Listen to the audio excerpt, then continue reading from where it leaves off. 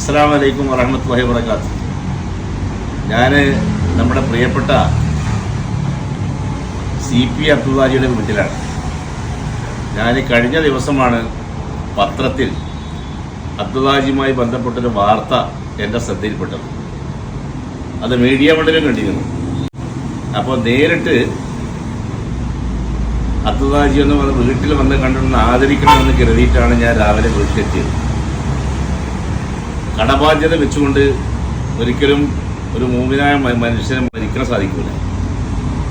അപ്പോൾ ആ ചിന്ത അബ്ദുല്ലാജിയെ വർഷങ്ങളായിട്ട് അലട്ടിക്കൊണ്ടിരിക്കുകയാണ്. അങ്ങനെയാണ് ആന്ധ്രയിൽ ഇങ്ങനെ ഒരു ഇടപാട് എനിക്ക് മുമ്പ് ഉണ്ട്. ചെറിയ സംഖ്യയാണ്, പക്ഷെ പറഞ്ഞിട്ട് കാര്യത്തിൽ അതൊരു ബാധ്യതയാണല്ലോ. അങ്ങനെയാണ് നമ്മുടെ പ്രിയപ്പെട്ട ഷെഫീഖുമായിട്ട് അബ്ദുല്ലാജി കാര്യങ്ങൾ പറയുന്നത്. ഷെഫീഖ് എന്ന് പറഞ്ഞാൽ നമ്മുടെ DAPLന്റെ പ്രധാനപ്പെട്ട നേതാവാണ്, ഇവിടത്തുകാരൻ തന്നെയാണ്. അബ്ദുല്ലാജിക്കും വളരെ പരിചിതനാണ്.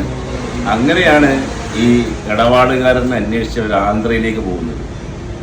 ഒന്ന് ആലോചിച്ച് നോക്കണം, ഒരു ഇടപാട് തീർക്കാൻ. മാത്രമല്ല അദ്ദേഹത്തെ കണ്ടെത്തുക എന്നുള്ളതിനെ വളരെ സാഹസികമായിട്ടുള്ള യജ്ഞാണ്. ഏതായാലും അവിടെ ചെന്നപ്പോൾ ഇടപാടുള്ള ആൾ മരണപ്പെട്ടിരിക്കുന്നു, അയാളുടെ മക്കളും മരണപ്പെട്ടിരിക്കുന്നു. അതിന് ശേഷമുള്ള കുട്ടികളെയാണ് വീട്ടിൽ പോയിട്ട് അബ്ദുല്ലാജി സന്ദർശിക്കുന്നത്. അബ്ദുല്ലാജിയെ സംബന്ധിച്ചിടത്തോളം ഇത് കേട്ടപ്പോൾ തന്നെ വീട്ടുകാരാകെ ഒരു വല്ലാത്തൊരു വിഷമം ഒലിക്കും. വിഷമം എന്നല്ല, സന്തോഷവും. ഇങ്ങനെ ഒരാൾ വർഷങ്ങൾക്ക് മുമ്പ് വല്യപ്പാൻ്റെയും ഇപ്പാൻ്റെയും വാപ്പ ഇടപാട് നടത്തിയപ്പോൾ അത് തിരിച്ചു കൊടുക്കണം എന്നുള്ള അദ്ദേഹത്തിൻ്റെ ഒരു വലിയ എത്ര ലക്ഷോറുപ്യ ചിലവാക്കിയിട്ടാണ് അദ്ദേഹം ഈ ഇടപാട് തീർക്കാൻ വേണ്ടി, ചെറിയൊരു സംഖ്യ തീർക്കാൻ വേണ്ടി വന്നത്. അപ്പോൾ അങ്ങനെയുള്ള ഒരാളെ നേരിൽ കാണുക, അഭിനന്ദിക്കുക. എൻ്റെ നിയമസഭാ മണ്ഡലത്തിലുള്ള ഒരാൾ കൂടിയാണ് CP അബ്ദുല്ലാജി.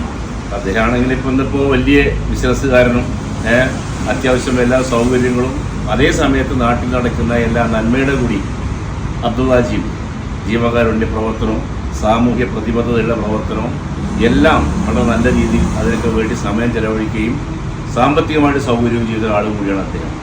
അപ്പോൾ അദ്ദേഹത്തെ നേരിട്ട് വന്ന് അനുമോദിക്കുക. അങ്ങനെ ഷെഫീഖുമായി ബന്ധപ്പെട്ട് ഷെഫീഖും വന്ന് ഞങ്ങൾ ഒന്ന് അബ്ദുല്ലാജിയുടെ വീട്ടിൽ കുറച്ച് സമയം ചായ കുടിച്ചിട്ട് തമാശയ്ക്ക് പറഞ്ഞ്. അപ്പോൾ അദ്ദേഹം പഴയ കഥ ഞങ്ങളിതിനെ ഓർമ്മപ്പെടുത്തായിരുന്നു. വീട്ടുകാരത് വായിക്കാൻ പഠിച്ചു, പക്ഷെ അത് പറ്റില്ല, ഞാൻ ഇതിനു വേണ്ടി വന്നതാണ് എന്ന് നിർബന്ധിച്ചപ്പോഴാണ് വീട്ടുകാർ ആ സംഖ്യ സ്വീകരിക്കുന്നത്. ചെറിയ സംഖ്യ ഏതായിരുന്നാലും വല്ലാത്ത നമുക്ക് മനസ്സിന് അനുഭൂതി ഉണ്ടാക്കുന്ന ഒരു കാര്യമാണത്. ഇത്ര വർഷമായിട്ടും അത് മനസ്സിൽ നിൽക്കുകയാണ്.